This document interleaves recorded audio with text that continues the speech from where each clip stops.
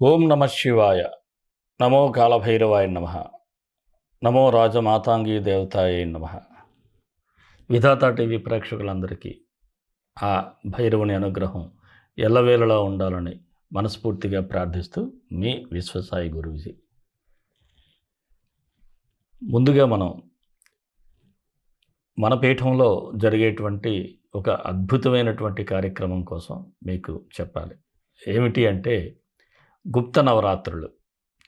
మన పీఠంలో ఎప్పుడూ కూడా రాజశ్యామల సహిత కాళభైరవ హోమం చేసుకుంటూ ఉంటాం అమావాస్య పౌర్ణమికి.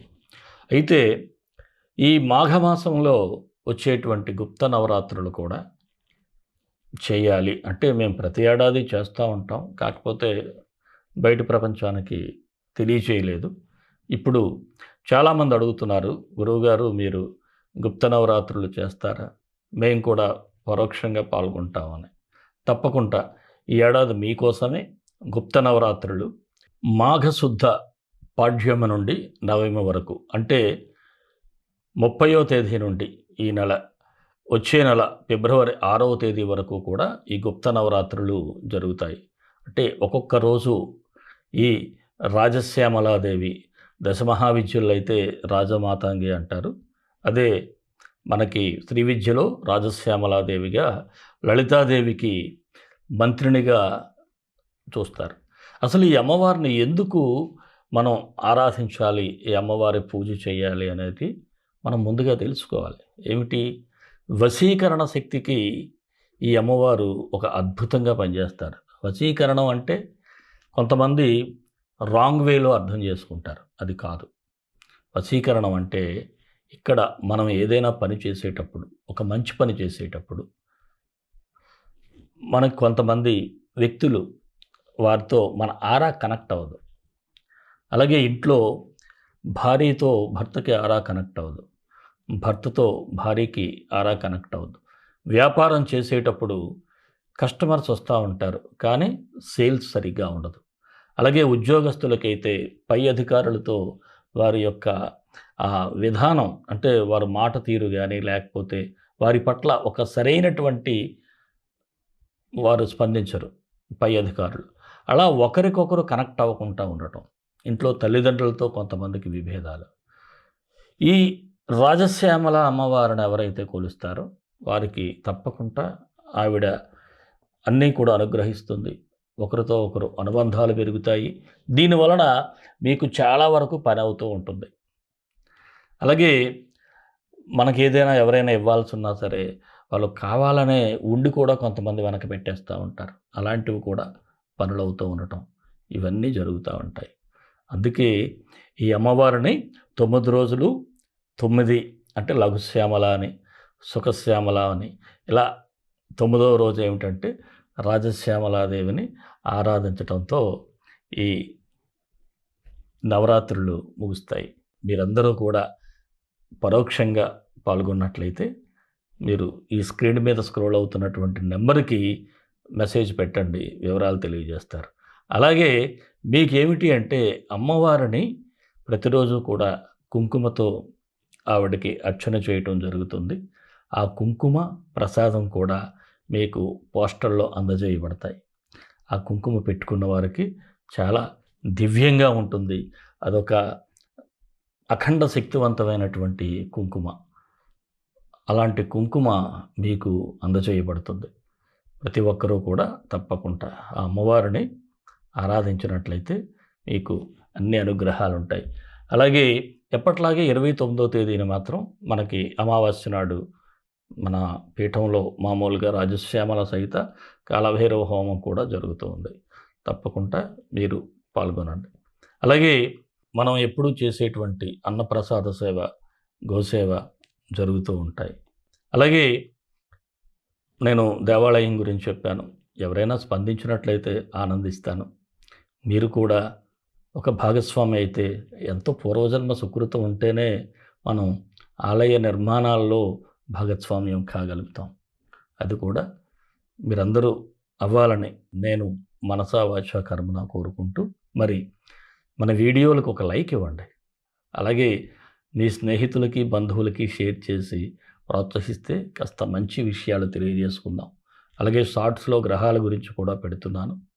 ఇక ఆఖరి వరకు చూసినట్లయితే మీకు పరిహారాలు ఇవ్వటం కూడా జరుగుతూ ఉంది. ఆ మంత్రాలు మీకు ఎంతో ఉపయోగకరంగా ఉంటాయి. మరి మనం రాశిఫలాల్లోకి వెళ్ళిపోదాం. మిథున రాశి ఫిబ్రవరి 1 నుంచి 15 వరకు ఈ రాశి వారికి ఎలా ఉంటుందో ఒకసారి పరిశీలిద్దాం. ఈ రాశి వారికి ఏమిటి అంటే రాష్ట్రాధిపతి బుధుడు కానీ, అలాగే తృతీయాధిపతి రవి, వీరిద్దరూ కూడా అష్టమ స్థానంలో సంచరించటం వలన కాస్త మిశ్రమ ఫలితాలు అయితే కనిపిస్తూ ఉన్నాయి. ఎందుకంటే అత్యవసరమైనటువంటి సమయాల్లో నిర్ణయం తీసుకోవటంలో కాస్త సందిగ్ధంలో పడటం, ఏం చేయాలో అర్థం కాకపోవటం, ఇలాంటి ఇబ్బందులు అయితే ఎదురవుతూ ఉంటాయి. అలాగే కుటుంబ బాధ్యతలు తప్పించుకోలేనటువంటి స్థితిలో ఉంటాయి. ఆ బాధ్యతలను పట్టించుకుంటూ ముందుకు వెళ్ళేటువంటి పరిస్థితులు ఉంటాయి. కుటుంబంలో కాస్త తప్పదు, కొన్ని విషయాలు అడ్జస్ట్ చేసుకొని ముందుకు వెళ్ళాలి. అలాగే వైవాహిక జీవితంలో కూడా చిన్నపాటి సమస్యలున్నా చాలా ఓపికతో ముందుకు వెళ్ళినట్లయితే కథ గట్టెక్కుతూ ఉంది. అలాగే మీ యొక్క ఎనిమీస్పై కూడా ఒక వారి మీద ఎలా అయినా సరే పట్టు సాధించాలనుకుంటారు. అలాంటప్పుడు కూడా చాలా ఓపికతో ప్రయత్నాలు చేయాల్సినటువంటి పరిస్థితి. ఇక జన్మరాశిలో కుజుడు వక్ర సంచారం వలన కాస్త అహం కూడా పెరుగుతూ ఉంది. ఆ అహం అనేది ఎలా ఉంటుందంటే ఒక్కొక్కసారి మిమ్మల్ని మీరే ఒక స్పృహ కోల్పోయే పరిస్థితి ఉంటుంది. మనం ఏం చేస్తున్నాం, కొన్ని యాడ్వర్స్ థింకింగ్ అనమాట. అంటే మనం ఎలా ఆలోచన చేస్తున్నాం, ఇలాంటివన్నీ కూడా గమనిస్తూ ఉండాలి తప్ప యాడ్వర్స్గా థింక్ చేసుకొని ఏదైనా రివర్స్ థాట్ చేశారంటే మాత్రం అహానికి పోతే ఒక్క మాటలో చెప్పాలంటే చాలా ఇబ్బందులు ఎదురవుతూ ఉంటాయి. ఇక నూతన స్త్రీలతో కూడా అంతగా పరిచయాలు పెట్టుకోమాకండి. దానివలన కూడా మీరు కొంత ఇబ్బందులు పడేటువంటి అవకాశాలు ఉన్నాయి. ఎవరైనా గృహ నిర్మాణ ప్రయత్నాలు చేస్తే పర్వాలేదు, ముందుకు వెళ్ళే సూచనలు అయితే ఉన్నాయి. ఇక కోర్టుకు సంబంధించినటువంటి న్యాయపరమైన వ్యవహారాలు కూడా సానుకూలంగానే ఉంటాయి. రుణ ఒత్తిడి తగ్గించుకునే ప్రయత్నాలు చేస్తారు. అనవసరంగా అంటే నేను తలకు మించిన భారాన్ని మోస్తున్నానా అనేటువంటి సందేహాలు అయితే మీకు వస్తాయి. ఎందుకు నేను ఈ తలకు మించిన భారం మోయటం అనేటువంటి ఆలోచనతో ఆ ప్రెజర్ అనేది తగ్గించుకునే ప్రయత్నాలు అయితే చేస్తారు. అలాగే స్థిరాస్తులకు కూడా ఏదైనా కొనుగోలు చేయాలి అనుకుంటే కాస్త ఆటంకాలు కూడా ఎదురయ్యేటువంటి సూచనలు అయితే ఉన్నాయి. విదేశీ ప్రయత్నాలు చేసేవారికి మాత్రం కాస్త ఆలస్య సూచనలు అయితే కనిపిస్తూ ఉన్నాయి. వివాహం కాని వారికైతే వివాహ ప్రయత్నాలు కూడా ఫలిస్తాయి. నిరుద్యోగులకైతే అవకాశాల కోసం శ్రమించాల్సినటువంటి పరిస్థితులు ఉంటాయి. రాజకీయ నాయకులకు మాత్రం ఈ ఫస్ట్ వీక్ కన్నా సెకండ్ వీక్లో అయితే బాగానే ఉంటుంది. మొదటి వారం మాత్రం కాస్త ఏదైనా ఇబ్బందులు ఎదురైనా కాస్త సైలెంట్గా ఉండండి. మీ పని మీరు చేసుకుంటూ ఉండండి. కౌంటర్లు అయ్యి వేయమాకండి ప్రత్యర్థులకి. సెకండ్ వీక్లో దూసుకుపోతూ ఉండరు. కానీ ఇక ఉద్యోగస్తులకైతే ఈ శుక్రగురుల పరివర్తన వలన మీ పై అధికారుల చొరవతో కాస్త మీ సీట్లు మారటం కానీ కొన్ని మార్పులు అయితే సంభవించేటువంటి సూచనలు కూడా కనిపిస్తూ ఉన్నాయి. వృత్తి వ్యాపారస్తులకి పర్వాలేదు, బాగున్నాయి, అంతా సానుకూలంగానే ముందుకు వెళ్ళిపోతూ ఉంటుంది. అలాగే ఏదైనా ఒక జాయింట్ బిజినెస్ చేయాలనుకున్న చేస్తూ ఉన్నవారు కూడా కాస్త ఆలోచించి ముందుకు వెళ్ళటం చాలా అవసరం. షేర్ మార్కెట్లో అయితే దీర్ఘకాలిక పెట్టుబడులు అయితే పెట్టుకోవచ్చు. చిరు వ్యాపారస్తులకి అయితే కాస్త యావరేజ్గా ఫలితాలు కనిపిస్తూ ఉన్నాయి. కళారంగంలో ఉన్నవారు మాత్రం ఒక్కొక్కసారి ఆఫర్స్ ఒకేసారి 2-3 ఆఫర్స్ వచ్చే ఇవి కూడా ఉంటాయి. కాకపోతే మీరు దేన్ని టేకప్ చేయాలో తెలియనటువంటి సందిగ్ధంలో పడే సూచనలు అయితే ఉన్నాయి. విద్యార్థులకి అంతా సవ్యంగా ఉంది. కాకపోతే ఏమిటంటే కాస్త నిర్లక్ష్యం కూడా మీ మీద ఉంటుంది. మీరు చదువుని కాస్త నిర్లక్ష్యంగా చూడటం, అంతా నాకు వచ్చేసి అనుకోవటం, అది కూడా మీకు మైనస్ అవుతూ ఉంటుంది. ఆరోగ్యపరంగా చూసినట్లయితే కాస్త జాగ్రత్త వహించాలి. ఈ కండరాలకు సంబంధించినటువంటి ప్రాబ్లమ్స్ కావచ్చు, చెస్ట్ పరిస్థితుల్లో కూడా చిన్న ఇబ్బందులు ఉంటాయి. వెంటనే డాక్టర్కి చూపించుకోవటం మంచిది. ప్రేమికులకైతే బాగుంది. ఒకరి అభిప్రాయాలు కూడా ఒకరికి నచ్చుతాయి. ఒకరినొకరు గౌరవించుకుంటూ ఉంటారు. అలాగే ఈ మిథున రాశి వారికి అనుకూలమైనటువంటి తేదీలు ఏమిటి అంటే 4, 6, 10 బాగానే ఉంది. 2, 8, 12, 15 మాత్రం కాస్త నిదానంగా వ్యవహరిస్తే సరిపోతుంది.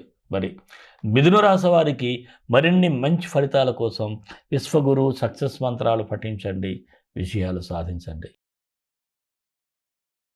ఈ రాశివారు రవి బుధ గ్రహాలకి మంత్రాలు చదువుకుంటే సరిపోతుంది.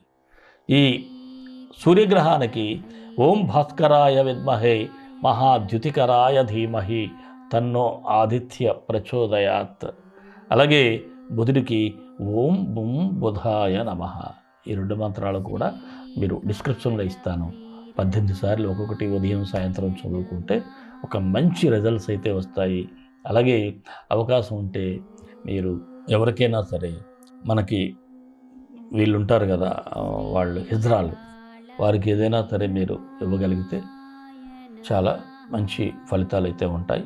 అలాగే మన ఇష్టదైవం కాళభైరవుడు, కాళభైరవ గాయత్రి. కాళకాళాయ విద్మహే కాళాతీతాయ ధీమహి తన్నో కాళభైరవ ప్రచోదయాత్. ఆ స్వామి అనుగ్రహం అందరికీ ఉండాలి. సర్వే జనా సుఖినో భవంతు, లోకా సమస్త సుఖినో భవంతు. దేశం కోసం, ధర్మం కోసం, భారతీయ సంస్కృతి విలువల కోసం పాటుపడదాం. స్వస్తి.